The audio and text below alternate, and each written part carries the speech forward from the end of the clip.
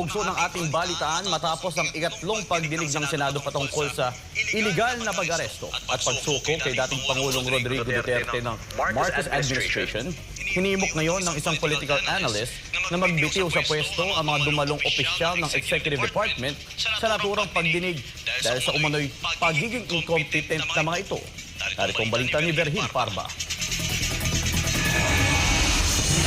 Paano ka magiging korte? And at the same time, ikaw ang prosecution.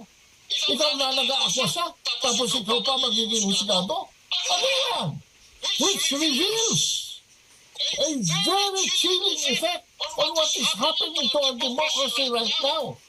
That the President of the Philippines is the accuser, is the investigator, is the prosecutor, and the court. At the same time, the executioner. Yan ang mainit na pahayag ng political analyst na si Ado Paglinawan kaugnay sa naganap na pagdinig sa Senado patungkol sa iligal na pag-aresto at pagsuko kay dating Pangulong Rodrigo Duterte sa The Hague, Netherlands, isang buwan na ang nakalilipas. Sa naturang pagdinig, sinabi ni Ado na tila lumalabas na ang executive branch na rin ang gumagawa ng hatol sa isang akusado. Kasunod ito ng pahayag ni Special Envoy on Transnational Crimes Ambassador Marcos Lacanilaw na hindi nito alam kung iniharap ba ang Pangulo sa judicial process bago ito ilipad patungong ICC. Sa naturang pagdinig din, inako ni Justice Secretary Boying Rimulya na siya ang nagbigay ng clearance sa pagsisilbi ng warrant of arrest at pagsuko sa dating Pangulo sa ICC. Dahil dyan, hinimok ni Paglinawan ang mga opisyal ng executive branch na magbitiw sa pwesto. Kung ganyan ang gusto niyo sa executive department, pag-pass kayo ng constitutional provision converting our democracy into a monarchy.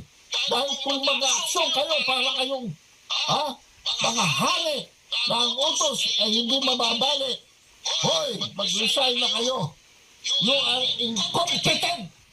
Kaugnay niyan, hindi na anya katakataka na maraming Pilipino ang wala ng tiwala sa kasalukuyang Pangulo at gobyerno.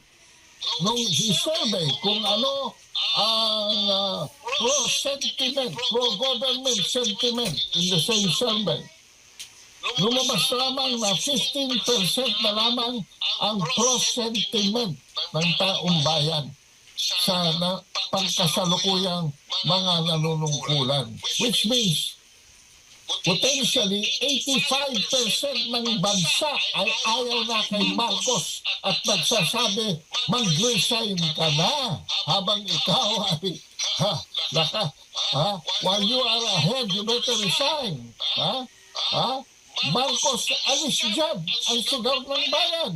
Klaro-klaro, 85% mga kabansa. Anya pa, batay sa survey ng Publicus Asia, sobra ang pagbulusok ng net trust rating ni Pangulong Bongbong Marcos kung saan nasa 14% na lang ito mula sa 23% noong fourth quarter ng 2024, habang umabot naman sa 63% ang distrust rating ng Pangulo. Samantala, ipinunto rin ni Paglinawan na hindi na talaga magiging maayos ang peace and order sa bansa dahil mismong matataas na opisyal ng gobyerno na dapat sana'y pumoprotekta sa mga mamamayan nito ang nangunguna sa paglabag ng saligang batas. Can you imagine this? Paano ba tayo magkakaroon ng peace and order, law and order sa ating mga kalsada? Kung the highest officials of the land are not observing our laws. Ngayon, bakit sa pananaw Boying, sinurrender niya sa isang partido na hindi naman daw nire-recognize natin. And he distinguishes recklessly. Sa law, hindi napapasa yan. Sa logic, hindi na rin papasa.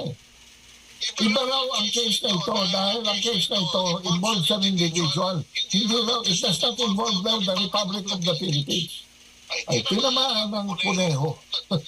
Kung ganyan ang mga interpretasyon, nobody is safe in the streets.